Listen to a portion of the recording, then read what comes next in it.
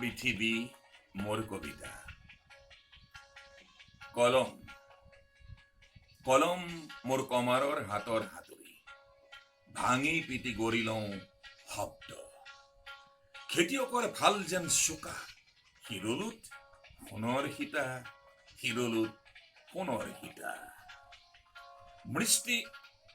মিষ্টিৰ কৰত যেন ৰূঢ়, মিস্ত্ৰীৰ কৰত যেন ৰূঢ়।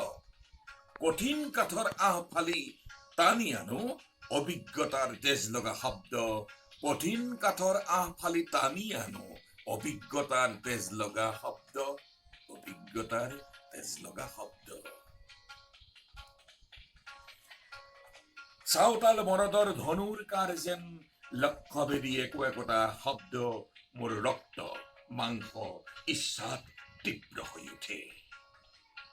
সিহঁতৰ কোনোটো পৰ্বতৰ দৰে উদ্ধত, আৰু কোনোটো নদীৰ দৰে নত, কোনোটো বা হ্ৰদৰ দৰে গম্ভীৰ।